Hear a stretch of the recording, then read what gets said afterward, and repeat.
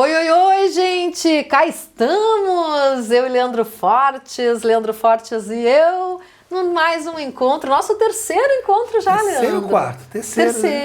Terceiro episódio. Bom, que bom. Maravilha, né? São Paulo, pra gente participar disso. E tem tanto... Sabe que eu tô vindo pra cá no avião pensando, o que a gente vai conversar? Assim, tá muito difícil de escolher coisas para conversar.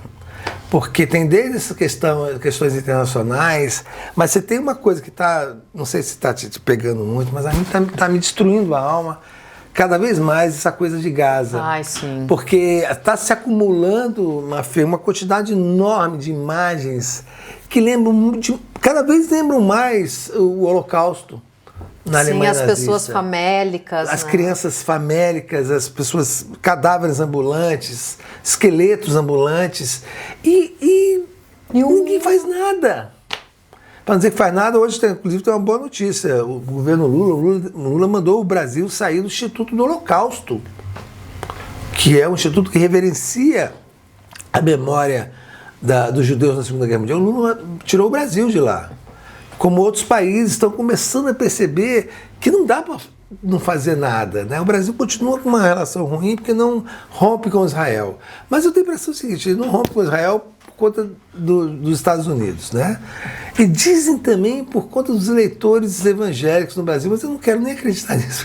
Eu também não quero. É tão absurdo isso, você não romper relações com o Estado genocida, que está matando crianças diariamente, de fome, por causa de eleitor evangélico, assim, isso eu prefiro não acreditar. Então, eu imagino sempre que é um problema de geopolítica, porque rompendo com Israel, você está criando um problema com os Estados Unidos.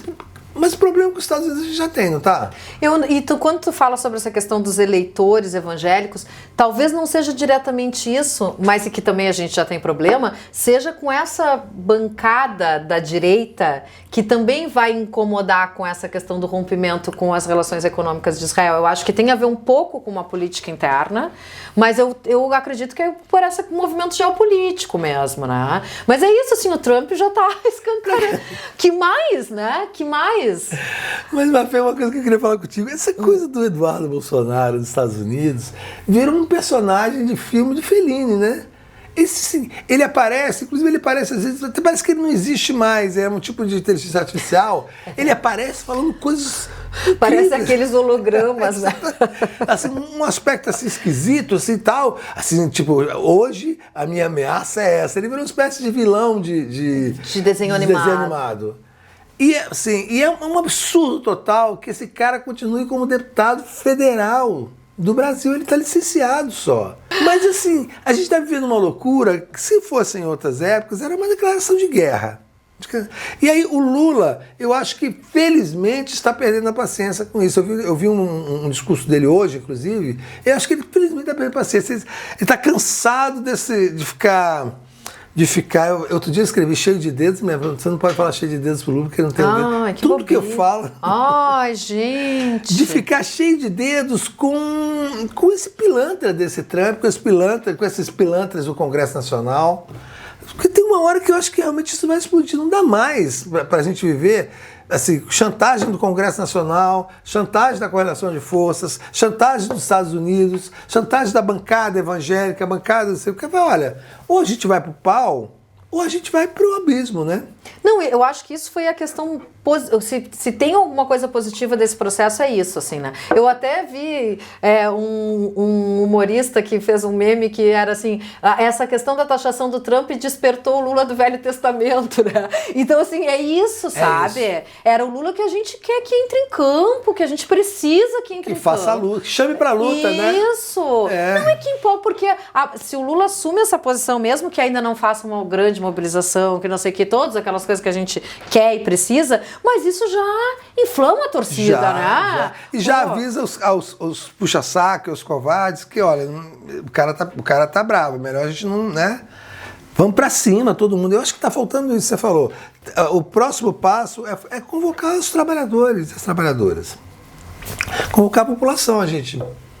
Mais ou menos o seguinte, guardadas as proporções, aí no final da União Soviética, em 1991, Cuba entrou num processo muito terrível de desabastecimento, porque tudo tudo. Ela vendia o açúcar para a União Soviética subsidiado e recebia dinheiro, né, do Bloco Socialista, comprava.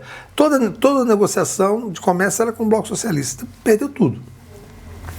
O que o Fidel Castro falou? Chamou a população e disse a verdade para ela. Olha, nós vamos enfrentar um momento especial. Tanto que essa época foi chamada a era especial, momento especial, alguma coisa assim. E vai ser difícil. Mas todo mundo tem que saber tudo o que está acontecendo, todo mundo tem que se mobilizar. Como é que cada lugar vai se organizar para isso? Né? Como é que a gente vai fazer com o pouco alimento que nós temos? Como é que a gente vai fazer para se locomover sem gasolina? Porque não tinha gasolina, acabou.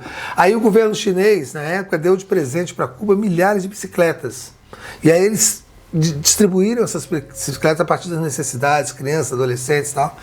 E aí tocaram a vida. Mas todo mundo foi envolvido nisso. A gente precisa ser envolvido.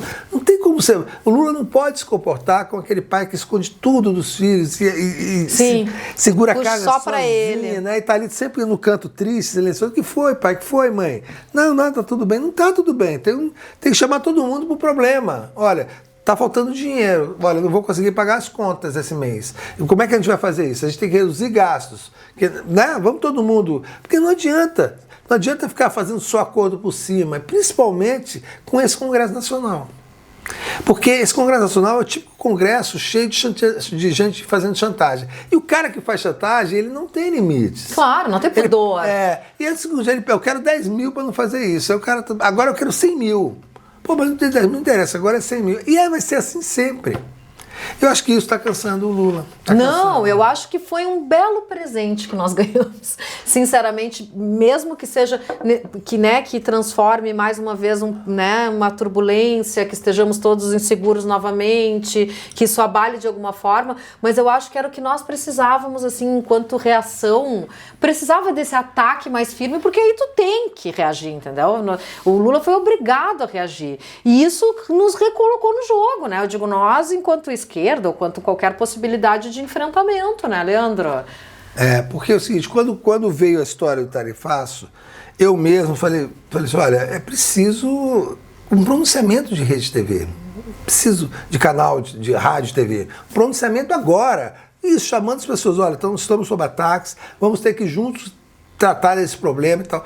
Aí ele fez uma opção ruim, que foi dar uma entrevista para o Jornal Nacional e para a Record. Não fazia nenhum sentido. O Jornal Nacional, para uma jornalista que é bolsonarista, entregou uma bíblia para o Bolsonaro, a Délis Ortiz. E eu falei, pô, mas tá errado isso, né? Com quem eu podia falar no governo, que eu conheço, eu falei, tá errado, cara. Você tem que chamar a população, não pode privilegiar a Globo de novo num momento como esse, a Record, que é um esgoto, do Edir Macedo. Que estratégia maluca, sem sentido. Tudo isso é um medo de fazer o grande enfrentamento. Então, depois ele fez o pronunciamento. Eu gostei. A minha opinião é o seguinte, o pronunciamento tinha tudo que tinha que ter no pronunciamento, só que eu acho que ele perdeu o time, né? Ele tinha que ser feito naquela hora. Mas, enfim, fez o pronunciamento, importante que tenha feito, né? Antes tarde do que nunca.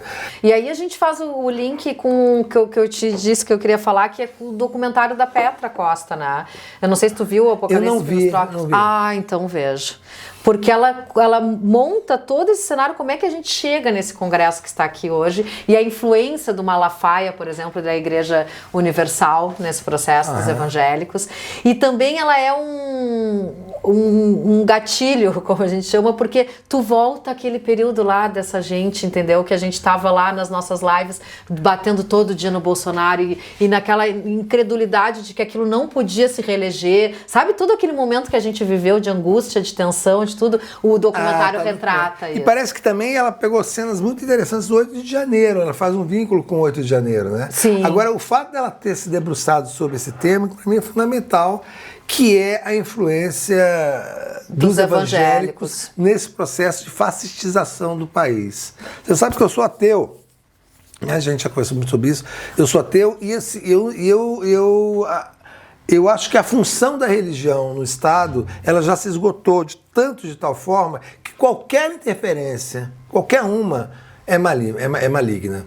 Mesmo eu sabendo que tem pessoas, por exemplo, como o Padre Júlio aqui em São Paulo. Ou como o Pastor Henrique. O Pastor Henrique e tal. Mas é aquilo que eu digo, o problema não é o atleta, é o esporte. Entendeu? O problema não é atleta. Pode ter o melhor pastor do mundo, pode ter o melhor padre do mundo, mas o esporte é ruim. A religião, ela assim, não há mais nenhuma dúvida do poder da religião de manipular as pessoas e que no fim das contas, dentro do sistema capitalista, ela tem uma única função, que é evitar que o pobre mate o rico. Porque fora disso, é só manipulação, é só adesão à tese de extrema-direita, é só adesão ao conservadorismo, é só pressão sobre as mulheres, sempre sobre as mulheres, é só pressão sobre a comunidade LGBT, é só pressão sobre os negros. É péssimo a influência da religião, de qualquer uma delas. E a gente não teve essa coragem ainda de discutir isso. Se discute o Estado laico de uma maneira muito, digamos assim, tímida, com medo de falar do que é importante falar, de que a religião é um problema. Eu acho que em algum momento, Mafê, isso vai ter que ser discutido por esse viés, e não da boa ou da má religião, do bom ou mau pastor, do bom ou mau padre. Né? Sim, é de tirar completamente as religiões do Estado. Do espaço público. Sim. Aquela coisa, cada um tem o direito ao delírio que quiser ter, não importa qual seja, tem todo direito, pode fazer o que quiser, ao templo que quiser, ter 10 religiões, vestir o que você quiser na cabeça, não tem problema. Você não pode ter nada no espaço público influenciado por isso. Nada. E o que foi o governo Bolsonaro, a eleição do Bolsonaro? Né? Foi exatamente a tomada do espaço público, e o Bolsonaro se usa disso até hoje. Teve que ontem ele estava num culto chorando. Sim, sim. Né? Mas ela também fala, isso é importante, o quanto a política acabou como um todo ficando refém. Ela cita primeiro aquela carta que o Lula fez para se eleger em 2003, que era direcionada ao sistema financeiro. A carta aos brasileiros. E aí ela diz que o Lula, para se eleger e derrotar o Bolsonaro, teve que fazer a carta aos evangélicos. Né? Então, assim, o quanto esses caras também foram conquistando um poder, e os mercadores da fé a gente está falando aqui, porque é meia dúzia que detém o poder dos evangélicos. Uma casta, né? É uma casta, sabe? Milionária, bilionária. É o Malafaia, o tal do R.R. de Soares, é o do 3-4 que tu conta. Edir Macedo. Mas é isso, aí o Brasil está sob ataque, o Lula vai na televisão, Edir Macedo da entrevista. Isso não é estratégia. Ao mesmo tempo que eu concordo que não seja estratégico, eu acho que o Lula desenvolve muito bem em entrevista, sabe?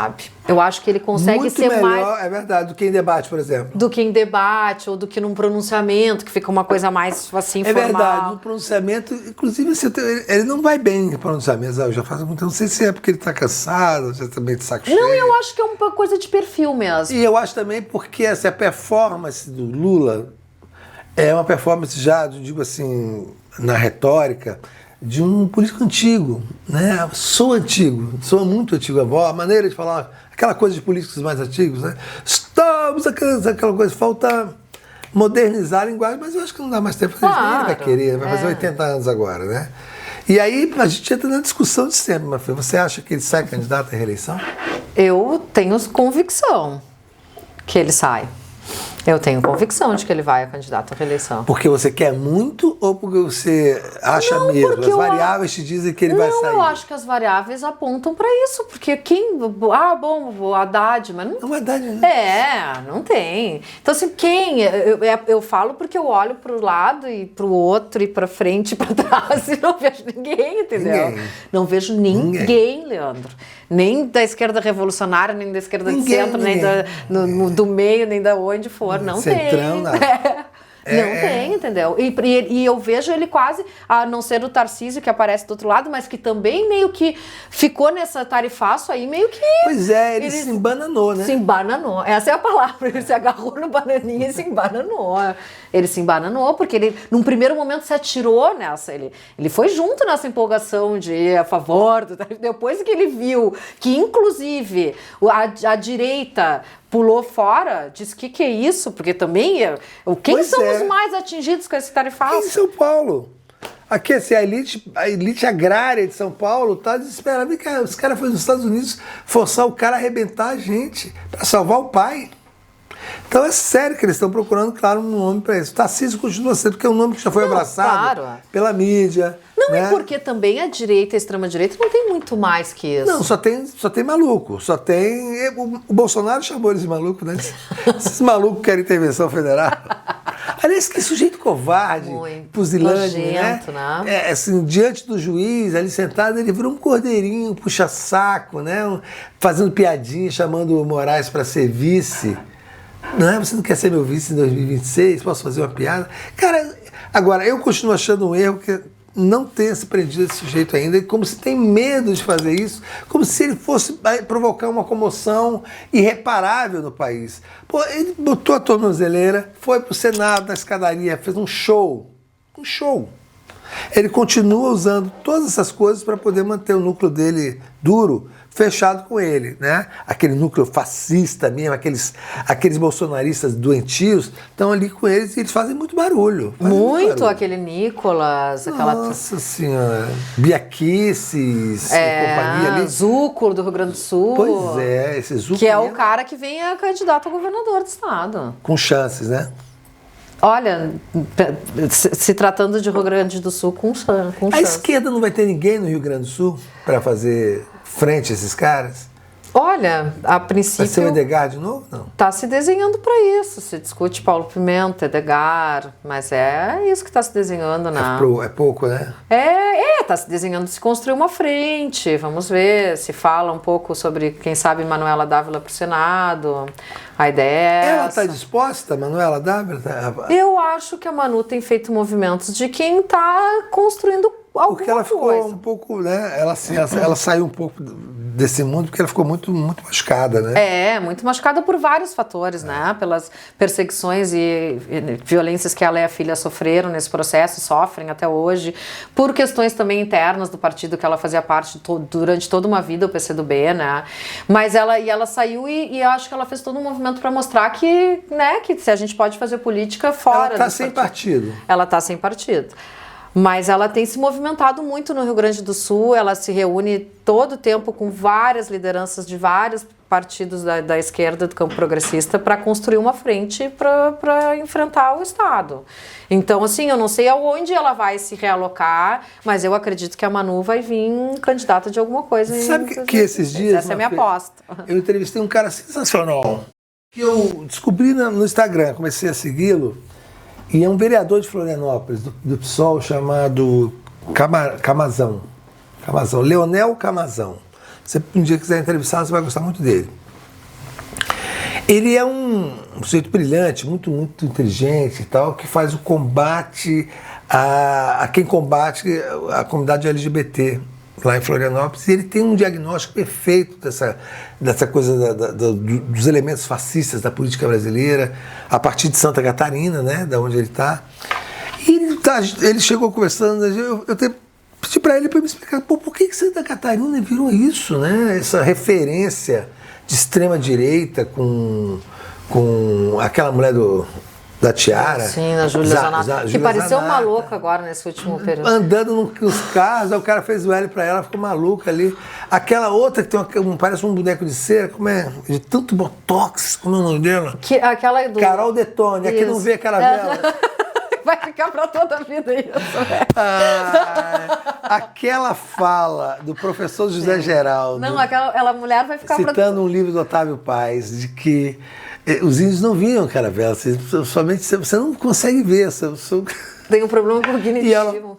Como ela não tem expressão nenhuma, né? Porque ela é um boneco de cera, ela tem tanto botox, ela não tem expressão nenhuma. Ela não consegue sorrir nem nada, ela tem a mesma expressão. E ela ficou com aquela cara dela de parva, assim, olhando aquela humilhação, sem conseguir agir nem com o rosto. Pois é, e ela é, cotada para o Senado. Aliás, a extrema-direita no Santa Catarina está começando a se convulsionar, porque o Bolsonaro decidiu que quem vai sair para o Senado é a Carol Detone e não a Júlia Zanata. E a Júlia Zanata está começando a querer abandonar o Bolsonaro por causa disso, de ódio, de vingança. E eles se mexem muito por ódio, né? Muito por ódio. E ele estava falando assim, olha só, quando o Lula se candidatou em 2002, Santa Catarina deu a maior votação do Brasil para o Lula. Falei, cara, mesmo, Uma coisa semelhante aconteceu com o Rio Grande do Sul. O Rio Grande do Sul era um estado de esquerda, do PT. E a gente talvez faltou um pouco de se debruçar de verdade quando era necessário fazer esse estudo, de que estava acontecendo. Porque essas coisas não mudam do dia para a noite. O que Elas são gestadas, né? Exatamente, no Rio Grande do Sul, Santa Catarina. Paraná não, Paraná sempre foi uma tragédia. Mas o Santa Catarina e o Rio Grande do Sul, eles fizeram uma inversão ideológica muito profunda. Eu não sei se é uma questão geracional, né? Foi uma juventude que foi chegando reacionária, aprendendo outras coisas, esquecendo outras, ou se porque foram abandonados, né? Olha, Leandro, eu morei em Pomerode em 2000 e... Pomerode, não. Pomerode 2007, é daquele casal. Mais ou menos. Pomerode é daquele casal. Não, Pomerode é daquele casal. Pomerode é da piscina com a suástica. Pomerode é esse lugar. E era 2007. E eu cheguei lá e essas coisas não eram explícitas, mas elas eram muito sentidas, assim. Então, assim, eu não consigo ter essa visão dessa Santa Catarina que em algum momento foi progressista, sabe? Tá. Talvez Florianópolis, que é uma capital maior. Mas o Estado deu vitória pro Lula, assim... É que também a vitória pro Lula não significa que... Porque o Lula também, ele consegue... É verdade. Muitos lugares reacionários deram vitória. São Paulo deu vitória pro Lula. Né? Porque o Lula tem uma outra... Por isso que o Lula ainda é o salvador da pátria, porque né? ele consegue isso. Ele tem essa capilaridade, assim, porque ele dialoga com... Você já percebia lá em... como é o nome? Pomerode. Você percebia já? Total, assim, eu sentia... Coisa do racismo e do machismo, do racismo, do fascismo. Dessa coisa da supremacia branca, entendeu? É todo mundo loiro, todo mundo azul, todo mundo só cultuando a Alemanha, a cidade mais alemã do Brasil, só falam os dialetos, entendeu? Era uma coisa assim, eu me lembro que eu ligava, imagina, meu pai faceiro, assim, a guria trabalhando de carteira assinada, assim, recém-formada, né? E eu ligava chorando, eu quero vir embora. O pai, mas o quê? Estão te abusando de ti? É uma coisa assim, porque ele não queria que eu largasse o emprego de carteira assinada. Mas eu ligava porque assim, eu ficava numa angústia, eu fui morar sozinha, eu fui trabalhar num jornal de Pomerode. Tudo de bom, né? Tudo de bom. Claro, recém-formada. Só que no meio da Alemanha nazista. Em Berlim, em 1933. Eu considerada assim, parda, não era nem uma pessoa branca, era uma pessoa parda pra eles, entendeu? Então, ela grita, né? Então, assim, foi uma experiência muito tensa, assim, e que eu não tenho vontade, eu sempre digo, eu não tenho vontade de passar nem na estrada, assim, sabe? Não, e você passou num concurso, numa seleção? Eu passei fui fazer a entrevista lá, precisava de uma jornalista, e tinha um professor meu da universidade que conhecia uma menina que tinha se formado na Universidade da Católica de Pelotas, que já estava lá trabalhando, e que ela disse, estou precisando, se alguém quiser, aquela coisa, assim, porque a Santa Catarina é um polo muito das pessoas do Rio Grande do Sul, dos jovens, porque tem muito trabalho. Então, em todas as áreas, eles têm muitas fábricas, empresas. Então, assim, por exemplo, o Jaguarão mesmo é um polo exportador de trabalhadores para Santa Catarina. As pessoas vão para lá em busca do sonho, né, de Santa Catarina. E aí, ele me indicou, eu fui fazer a entrevista e já fiquei, me contrataram. Eu fazia a página policial do jornal, era um jornal impresso. Você morava o quê, numa senzala? Eu fazia a página policial e a página de esportes, que é o que todos que se formam em jornalismo fazem, né? Mas assim, pra mim foi muito chocante, assim, a questão cultural, assim, foi... Qual era o esporte, Pomerode, que caça os judeus? Mais ou menos por aí, caça aos negros. Eles escreviam nas paradas de ônibus no UPR, do Paraná, eles consideravam os paranaenses os negros. Sub-humanos. Mas você tem um sobrenome alemão, não tem? Hullmann. Mas com essa minha cara aqui não consigo emplacar. Hullmann. Mas significa o quê? Não tenho noção. Porque assim, meus filhos têm sobrenome alemão e eles achavam massa o texto, né? É Kohl. Até que eu falei para eles que significa repolho. Eu nunca fui pesquisar o que significa. Porque você pega esses Schmidt, acho que é ferreiro. As pessoas que vieram para o Brasil eram pobres. Claro. Né? Claro. E aí eles inventaram uma origem nobiliárquica para eles. E aí eles veneram uma Alemanha que não foi a Alemanha das pessoas que vieram para cá. Eles vieram para cá eram pobres, famélicos. Não, é uma Alemanha que já não existe. Uma Alemanha caricata. Leandro, é caricata. Essa de chapeuzinho de tirolês. Não, e assim as casas todas de enxamel, assim. Parece que tu tá entrando, sabe aquele filme que tem criança, sabe, do Shrek? Sim, quando ele entra no reino, toda aquela assim, é igual, exato. É aquilo ali. Eu vi aquela humorista, que aliás é uma que eu adoraria entrevistar, que chama Leia. Que é alemã, né? Assim, vocês aqui no Brasil, vocês não têm ideia de que Alemanha vocês estão falando com essas coisas. Essa Oktoberfest, vocês estão na Bavária, no século XVII. Isso. Assim, essas coisas que eu referenciei aqui é uma Alemanha que não tem nada a ver com a Alemanha. Assim, é uma coisa muito antiga e tal, diz um respeito a uma região muito, muito específica. Essas roupinhas. É quase uma aldeia. Não tem nada a ver com a Alemanha, a história da Alemanha. Nada a ver. Mas eles se acham assim, mais alemã que os alemães. Pois é. E reverenciam isso como supremacistas. Isso, Né? Esse é o Aquela dupla acabou se estrepando com aquilo, mas assim, na verdade eles ilustraram isso, né? Dois Zé Ruela, né? De Pomerode, né? Pomerode, sabe? Pomerode. Dois Zé Ruela de Pomerode. Uma que viveu de auxílio emergencial, porque esse marido que separou dela, porque casou com ela de novo, sabe? Ele era casado 2 vezes com aquele cara. Eles com o filho recém-nascido, ele pegou todo o dinheiro da família e jogou tudo, acho que no jogo, perdeu tudo. Aí ela viveu de auxílio emergencial e fez uma campanha, fez um discurso ali contra o assistencialismo estatal.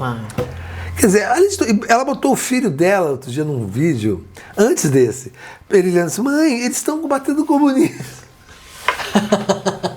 E eles trabalham, não são bobos, eles trabalham com todos os espantalhos que funcionam nesse universo, né? Sim. E esse do comunismo é o que mais me surpreende até hoje. Como pega, né? Como pega. Como as pessoas têm o medo do comunismo, você tem a menor ideia do que é comunismo.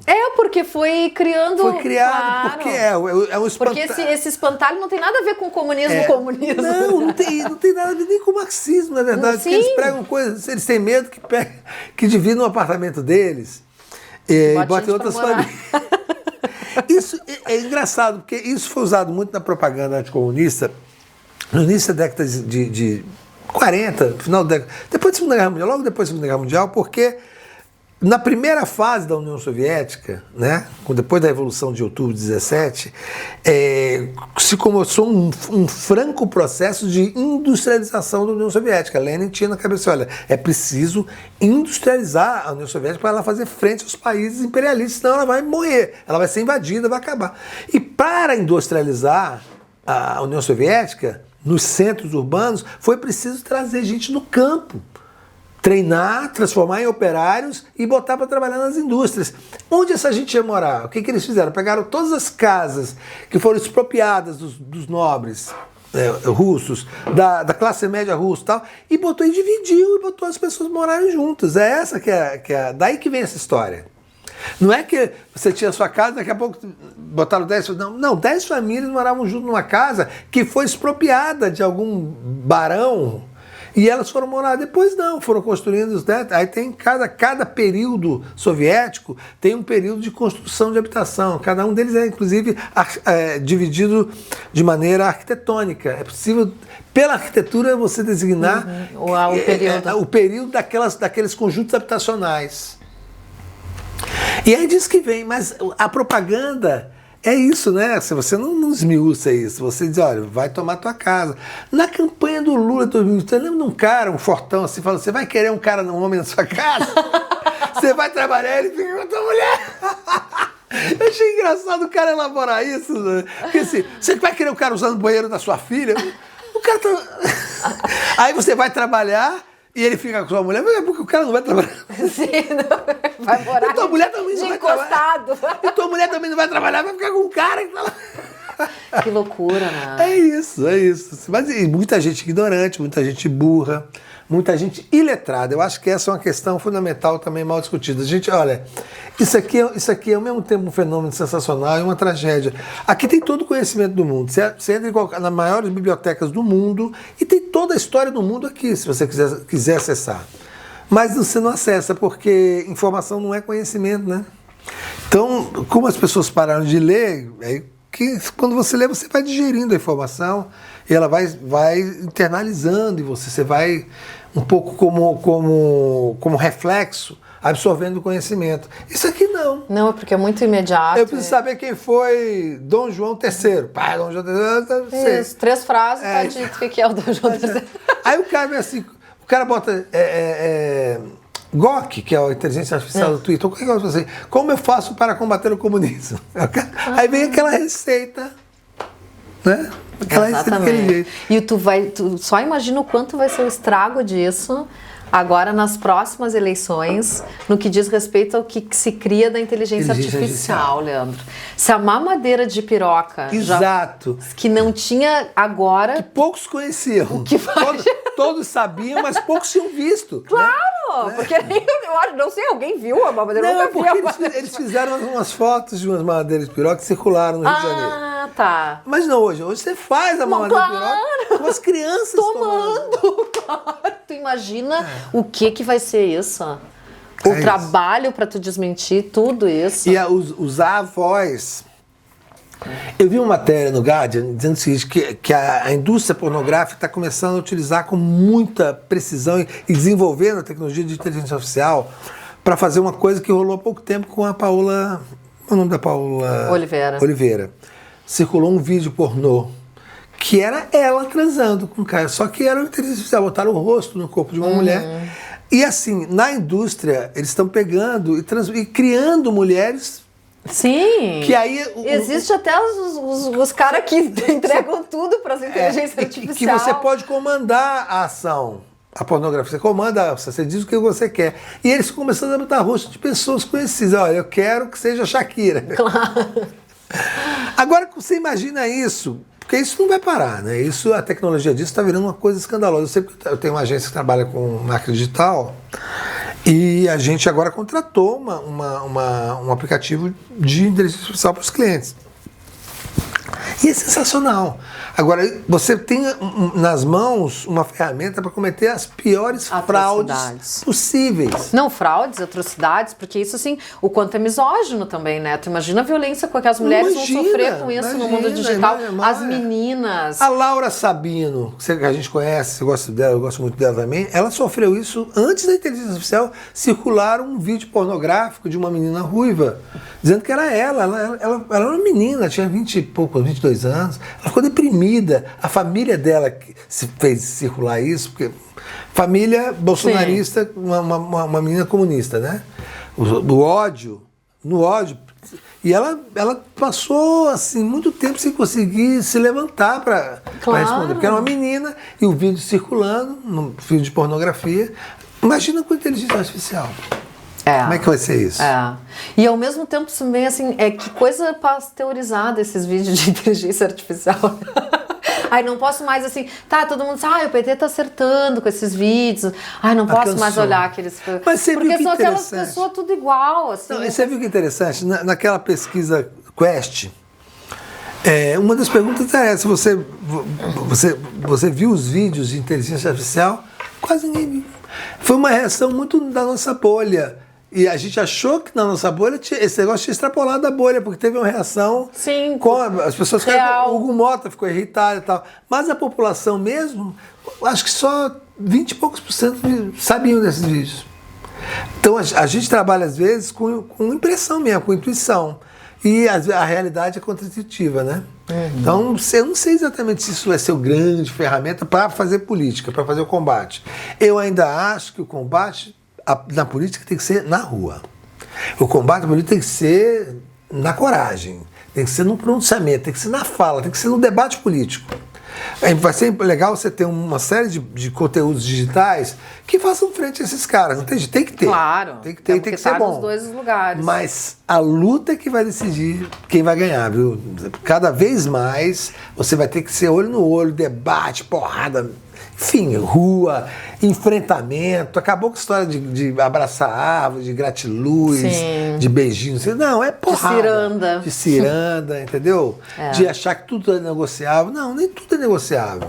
Não, o negócio é tiro, porrada e bomba, não tem mais. E aí elogia o inimigo. Cara, você tem que encarar, é guerra. E agora, a gente agora está com uma guerra de verdade. E eu tenho me perguntado, se a gente entrar num estado real de beligerância com os Estados Unidos, que é uma coisa que pode acontecer. Os Estados Unidos entram num estado de beligerância, quer dizer, não tem mais relações com o Brasil e qualquer atitude pode ser uma declaração de guerra. De que lado vai estar as nossas Forças Armadas? Que são treinadas. Eu vi que tu fez esse questionamento. Né? De que lado vai estar? Olha, Eu temo muito por isso, sabe? Eu também, porque a gente já imagina de que lado eles estarão, né? Por quê? Porque não houve coragem, isso é uma falha brutal do governo Lula, de a partir do 8 de janeiro pegar aquela oportunidade e modificar as Forças Armadas no Brasil. Fazer uma intervenção real na formação e tal. Não, botou um ministro que é E que ainda tá? uma nulidade, você vê, ainda tá, o Zé Murcho. Nunca mais ouvi falar dessa pessoa. Zé Murcho. Tá lá. Não, murchou totalmente Total. agora. Então, assim, porque ele não é nada. Sumiu. Ele é um preposto. Né? Ele é um preposto. E assim, esses caras agora, nessa semana agora, Mafê, tava um treinamento conjunto do Exército Brasileiro com o Exército dos Estados Unidos na Caatinga. Eles estão ensinando os americanos a combater na Caatinga, imaginando, passando um segredo nacional. É como se os vietnamitas tivessem ensinado os americanos a combater nas selvas. Já pensou isso? Não faz sentido. Saber combater no seu ambiente é um instrumento de guerra. Claro. Você não passa isso para ninguém. Tá lá, e deveria ser um segredo nacional. Está lá o Exército Brasileiro. Sim, ninguém nem sabe quem deu permissão, quem nada. Por conta própria, com o Exército dos Estados Unidos na Caatinga, ensinando os caras a combater lá. Faz sentido isso? Não faz.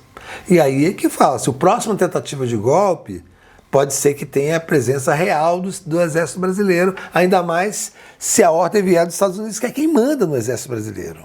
É quem treina o Exército Brasileiro, é quem dá bolsas para o Exército Brasileiro, é quem determina ideologicamente o que é o Exército Brasileiro. Eles odeiam comunistas sem nunca nem ter tido contato com nada. Eles odeiam.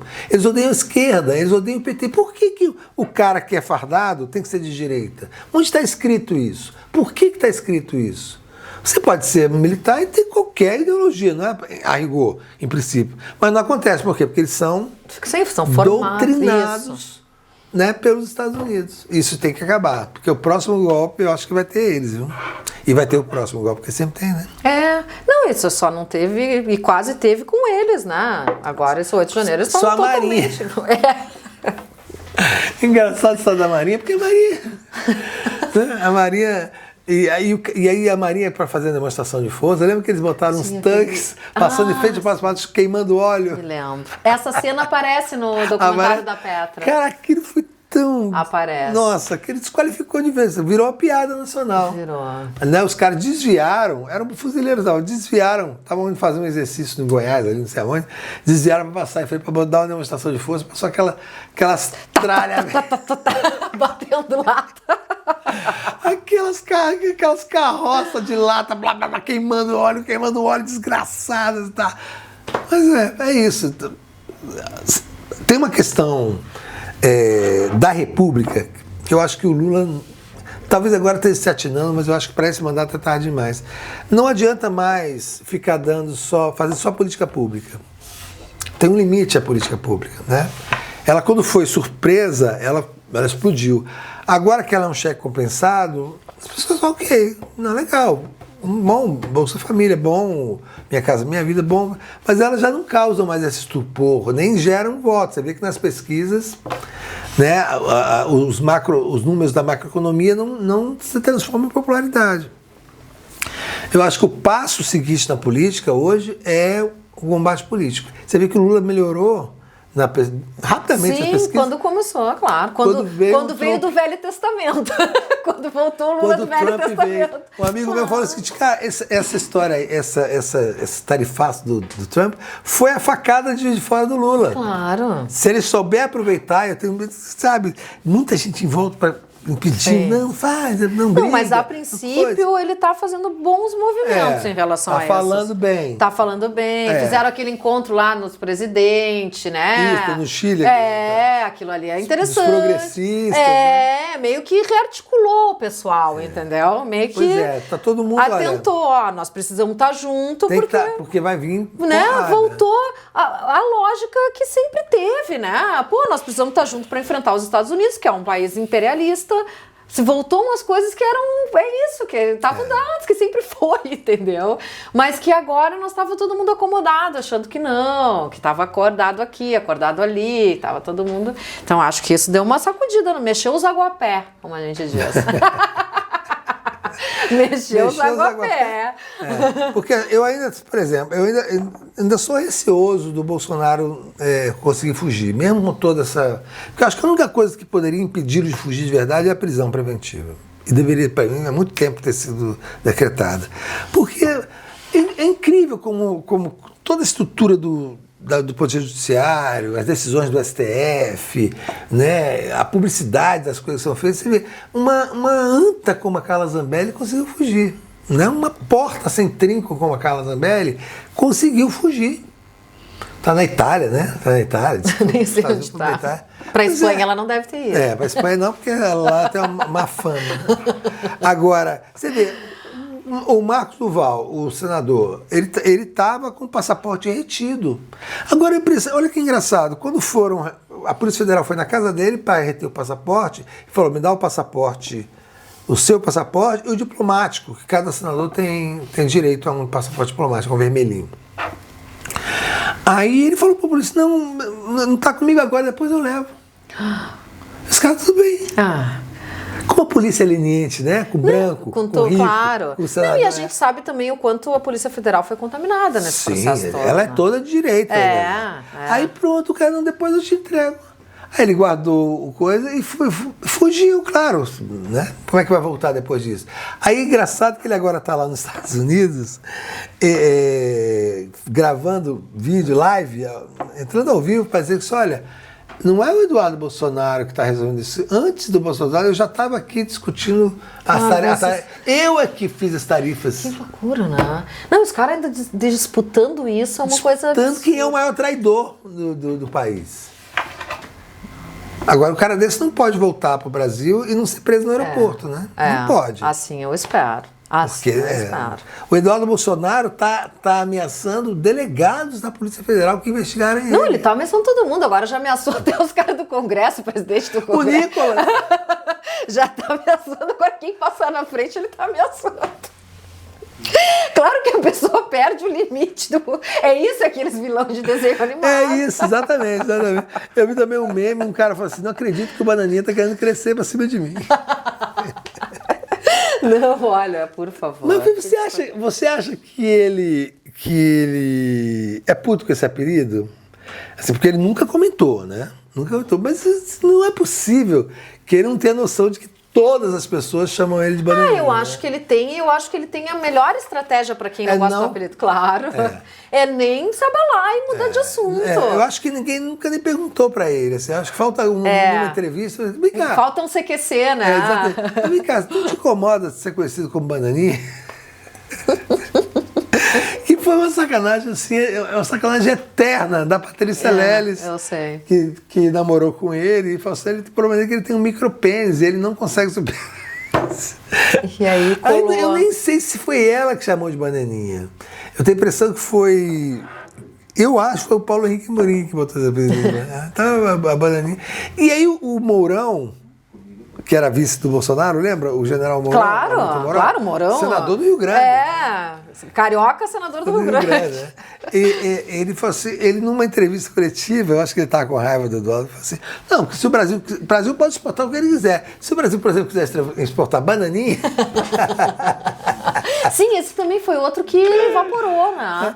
Mas ele deu declarações recentes, o Mourão, ele deu duas interessantes. Uma é a seguinte, que o Lula está certo em reagir ao tarifaço e que essa é uma questão nacional, todos nós temos que reagir. Sim, porque esses caras não vão se afundar no barco. Sul, né? Claro! E a outra, ele falou assim, ele disse agora, acho que ontem ou hoje, ele falou assim, se o Bolsonaro tivesse me colocado como candidato a vice, isso nada disso estava acontecendo, né? Botando a culpa no Braga Neto, que está preso, o general Braga Neto. Então, há um problema entre eles, né? Total. O Bolsonaro está muito rachado. Daí, por isso que o Tarcísio está tentando se isolar, mas não consegue. Você imagina... que ele se atirou, ele não pensou, ele foi na empolgação. Apoiou, Make America Great Again, ele chapéu foi vermelho, com boné tudo. vermelho. E aí, quando ele viu que o negócio não era isso, entendeu? Ele tentou recuar, mas por isso ele se queimou nesse processo, eu acho. Vamos ver, não sei o quanto também, não vi se só aparece nas pesquisas, não vi se... Não, né? Sei, é tanta pesquisa também, né? Você vê que no governo Lula é muita pesquisa, né? Você pergunta tudo. Quando era o governo Bolsonaro, você vê quantas pesquisas. Ninguém perguntava nada, não tinha pesquisa nenhuma sobre nada. Nada. Com o Lula é toda semana. Dia. Mas assim, era esperado que fosse assim, né? Para mostrar sempre, quando a popularidade está baixa, então vamos fazer pesquisa toda hora, para mostrar toda hora que está baixa. Agora deu uma parada. Subiu um pouco. Melhor não se fala mais sobre pesquisa. Para que pesquisa toda hora? Você me mandou hoje um negócio que é interessante, que eu acho legal a gente conversar aqui, que é o funeral da Preta Gil no Teatro Municipal do Rio de Janeiro. Depois eu posso até dar minha opinião sobre se eu acho que Preta Gil merecia funeral no Teatro Municipal do Rio de Janeiro. Mas uma coisa assustadora que você me chamou a atenção, que eu não tinha prestado atenção, as pessoas estão entrando em funeral, né, e com o celular e filmando o corpo para fazer o quê? Ai, não sei, Leandro. Eu vi isso e fiquei chocada, assim, com a morbidez. Porque, assim, na verdade, com a morbidez tecnológica. Porque, ao mesmo tempo, eu me lembrei, quando eu vi o documentário sobre a Daniela Pérez, o funeral da Daniela Pérez... Foi uma loucura. Tu te lembra? Quebraram lápis em volta. As pessoas penduradas nos muros caindo, assim, para ver os artistas. Para ver os artistas. Que chegavam no funeral. Era aquilo, tinha uma sensação, gente, assim. É verdade, aquilo ali. E muito mais, digamos assim, grotesco. Era uma época não tecnológica, 1992, eu acho. Isso. Né? Que ninguém tinha celular. Era só o povão em cima das lápides, das árvores, para ver... Os artistas, para levar na memória. E chamar por eles. Claro. E ficava banando, e a pessoa lá chorando. Gente, né? Um momento de dor profunda. Sim, uma mãe perdeu uma filha assassinada. Uma coisa horrível aquilo, assim, um crime bárbaro, assim. Eu, na verdade, pra ser bem franco, eu nunca entendi essa coisa de você ir para um enterro de alguém que você não conhece. Eu também, não. Eu tenho pavor de ir a enterro. Eu vou só por aquela extrema necessidade de ter que ir naquela pessoa. O velório do Leandro, da dupla Leonardo, foi num ginásio em Goiânia que, sei lá, foram 100 mil pessoas no ginásio para ver para ver os outros, para ver os artistas. A movimentação, claro. Os artistas. Tá? Só que, claro, nesse momento tecnológico é muito horrível. Porque, assim, agora você filma. Muitas imagens. E usa, né, depois, né? Faz o quê? E sobe nas redes, e aquilo circula, sabe? É muito horrível. E também as pessoas, assim, chega uma pessoa, né, a amiga de afeto daquela pessoa que morreu, e a pessoa puxando para tirar uma foto, sabe? Exatamente, faz uma... Né? Mas selfie aqui, a pessoa... A preta e eu, a preta, você... Assim, eu achei, assim, eu fiquei chocada, assim, com essa questão do funeral da Preta Gil. A questão da tecnologia, a gente deixou... Assim, a gente, quer dizer, o mundo deixou passar sem filtro nenhum, né? Acho que também foi muito rápido, né? Você pega, sei lá, dos anos 60 até os anos 90, a tecnologia caminhou muito devagarzinho, né? Tudo era muito raro, muito... Quando entrou a internet e o mundo digital, essa coisa explodiu.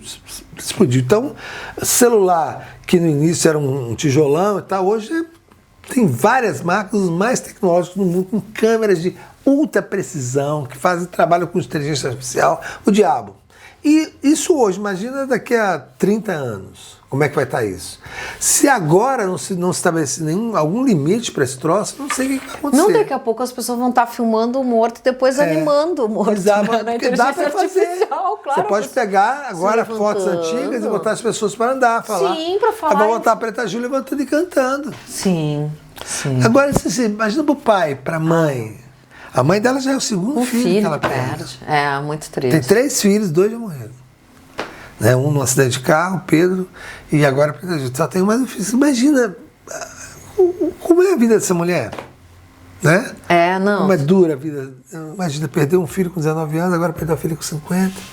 Filhos jovens, né? Sim, imagina como é a vida dessa mulher. E aí você tem uma tertúlia feita em torno do corpo da filha. Bem difícil. Há alguns anos aconteceu um crime muito bárbaro em Brasília.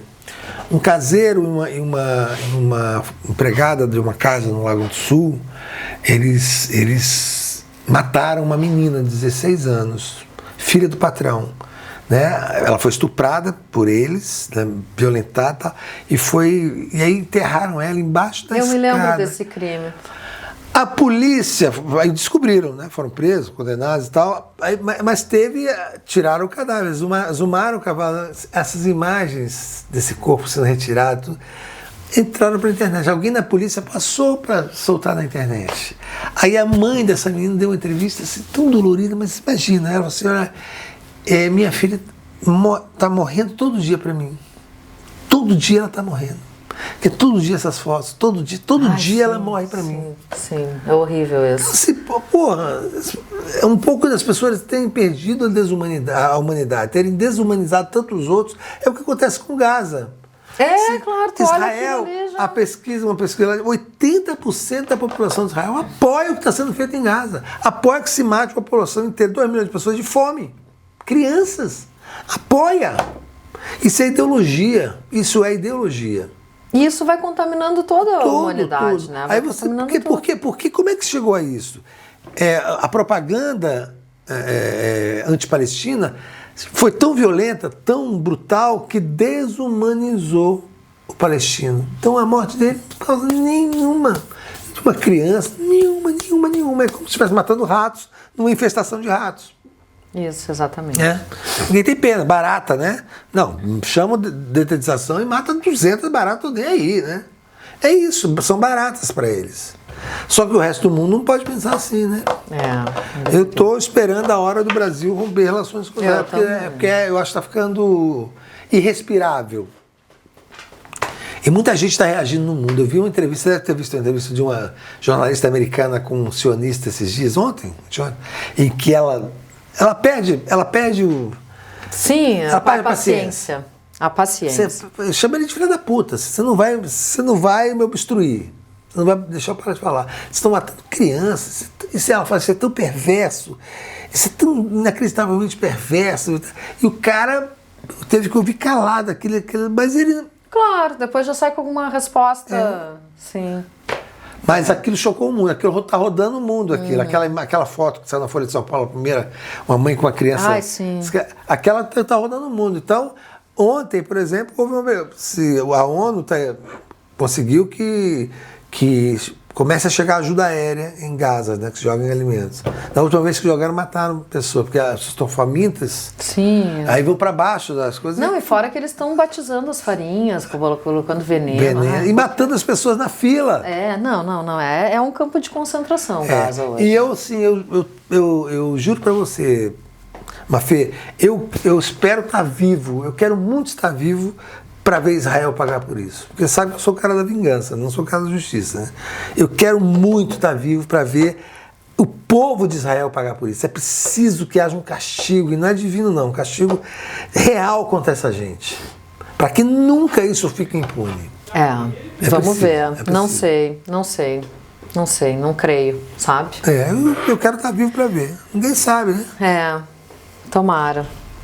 Leandro, a gente tem uns comentários aqui dos nossos... Os haters. Nós separamos alguns Você parou de usar suas joias depois daquela história, né? Tem uns assim, meio... O povo ficou bravo contigo da última vez. Por quê? Eu não sei exatamente. Eu não me lembro exatamente o que a gente falou, mas acho que eram coisas relacionadas ao Lula que eles ficaram bravos. Os lulistas. Aí a gente separou, tu fica à vontade, a gente separou para tu poder responder assim também. E claro, tem carinhos, como a gente sempre recebe dos nossos espectadores. Pode ler aí. Posso ler? Aqui o Ricardo Siqueira diz: tenho o maior respeito por você, o seu canal é de uma importância inquestionável. Eu não sou muito bom com as palavras devido à minha pouca instrução, mas admiro muito pessoas que transmitem com facilidade suas ideias. Muito obrigada. E eu digo, você é muito bom com as palavras. Escrever um texto assim, né? Bom, com pontuação corretíssima. Com começo, meio e fim. Você é muito bom com as palavras. Inquestionável, você sabe usar bem as palavras. Vamos para o próximo. O próximo é G6U66. Que coisa! Ontem mesmo eu estava pensando que fazia tempo que não tinha vídeo e apareceu agora aqui. Algoritmo, não pode ficar pensando não que o algoritmo pega. Isso aí. E se assim, quem está nos vendo, não esqueçam de se inscrever no canal, ativar sininho, tudo isso que vai aparecer para vocês os vídeos uma vez por mês. Eu e Leandro Fortes estamos por aqui. O Aldo Pereira 2659. O galo preto virou uma galinha verde. Essa virada de chave em menos de um ano não pode ser só ideológica. Pois é, será que é o quê? Grana? Estão molhando a tua mão, Leandro. O que assim, galinha verde eram os fascistas do partido como chama? Integralismo. Então a comparação é estúpida, né? Porque eu sou comunista, não sou integralista. Eu acho que ele está tão revoltado que ele... Tá revoltado. O Aldo Pereira. Mas não foi só ideológica, não, é grana, Galdo. É grana. O Leandro aqui, ó, tá molhando a mão. Aí a Lucimara Emílio diz, gosto deste Leandro leve e livre. Que bom. É que aqui eu liberto, aqui Leandro é verdade, Fortes. aqui não tem restrições. Cuidado, está falando. Editoriais. Isso. Vamos lá. E aqui eu não ganho por live, né? A Jamile 1347 diz, eita, papo bom, vamos engajar, camaradas. A Jamile deve ter vindo lá do Farol Brasil, camaradas. Camaradas, é isso aí. Se falou camarada, é de lá que vem esse povo. Era isso? Esses foram os comentários. Quero já pedir para quem está nos assistindo nesta terceiro episódio, deixe seus comentários que a gente vai selecionar alguns, ler, responder. Inclusive, os haters também são bem-vindos. Tá bom.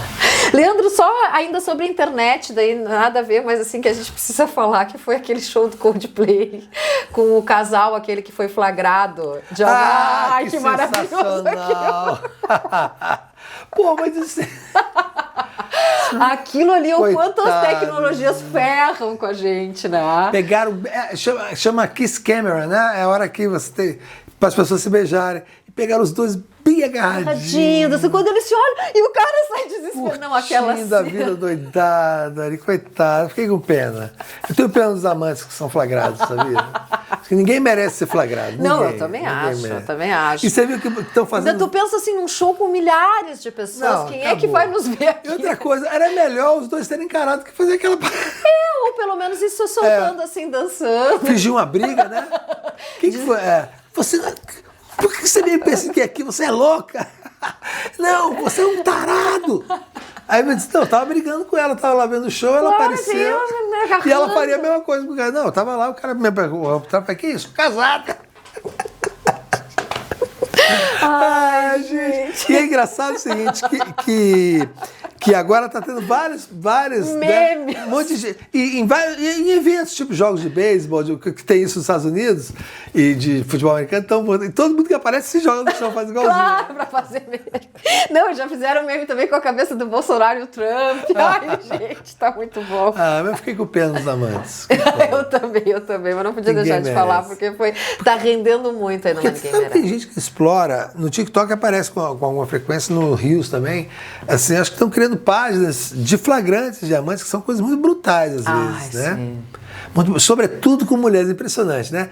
Assim, o flagrante é na mulher, não é no cara, né? O flagrante é na mulher, vagabunda e tal, sei que não tem... Claro, porque isso é o patriarcado, né? E aí algumas coisas são muito violentas, eu acho que muito perigosas. Porque você sabe como é que essa história influencia todo jovem, principalmente, né? Ele começa a ver aquilo... E aí depois fazer uma página semelhante. Ou então ele passa a ter a mesma reação. Quando acontecer com ele, ele vai querer ser brutal. E fala assim, meu filho, você é corno, tudo bem, né? Acontece, vai cada um para um lado. Precisa... Teve outra da mulher que se vingou, tu viu, do chá revelação? Eu vi. Aquilo foi sofisticado, hein? Não, que aquilo foi sofisticado. E que dor também, assim, muito dolorido aquele vídeo, assim, porque ela totalmente sozinha, assim, toda a família cúmplice daquilo, Isso. assim, né? Aquele vídeo também foi... Cara, ela botou uma toalha aqui, outra do cara, e o cara achando que era porque festa. não, porque ela tá grávida. Isso. E Ela aí, falou assim, qual filho que você tá falando que você tem? Ou... E aí ela pega um dossiê assim, pá! Não, aquele vídeo. Esquece. Essa aí... Da distraição. Essa mitou. Essa virou nossa diva. Aí eu vi as notícias subsequentes sim. que ele tá tentando. Sim, ele entrou na justiça contra ela, porque disse que estava sofrendo, porque começou a virar meme, começou a sofrer ataque. Aí já entrou um advogado. Só que não ganhou. Não ganhou. Porque imagina, ele expôs ela com toda aquela cidade, que acho que era meio vilarejo. Tinha 15 de novembro é o nome da cidade. A vereadora de 15 de novembro, a fulana... O cara passou o rodo. Tem uma cidade muito pequena, né? O cara não tem muitas opções. Né? Assim, tipo, 10 mil habitantes, era um vilarejo. Gente, o cara passou o rodo na cidade. Que loucura, né? Gente do céu. Era isso. Era isso. Pra gente terminar esse nosso encontro, qual é a música, Amo maestro? tanto e de tanto amar, acho que ela é bonita, tem um olho sempre a boiar, E outro que agita, tem um olho que não está, meus olhares evita, e os dois olhos a regalar, sua pepita. É, Chico é a Sempre nossa Chico, trilha é a nossa sonora. praia. Trilha Sabe o que eu sonora. lembrei, né? O filme do Ney Matogrosso é maravilhoso. você Isso, viu, né? a gente falou Eu lembrei sobre. do filme, toda hora eu lembro desse filme, eu preciso ver de novo, inclusive. É, Né? maravilhoso. E aí eu comecei a ouvir mais Ney Matogrosso do que eu costumava ouvir por causa do filme. E eu amo principalmente essa música cantada por ele. Ai, maravilhosa, maravilhosa. É aquela também do Chorei, chorei, acho que o Ney Até canta ficar também. com dó de mim. Não sei se o Ney canta, não. Não, mas acho que é o Calbi, né? Agora, a gravação do Calbi é simplesmente Chorei no cabaré, inesquecível. me aplaudiu de pé quando cheguei ao fim. Cantei essa música. E é a cara dele, né? Você lembra do Calbi Peixoto? É, maravilha. É isso, Mafê. É isso, Leandro Muito obrigado, Fortes. Valeu, gente. Bom demais. Até a próxima. Nunca sei pra que Tchau, tchau. A sua é aquela lá. Esse programa é um oferecimento do Instituto Cultiva, mais de 20 anos com foco na educação para a cidadania e participação social. Saiba mais no site institutocultiva.com.br.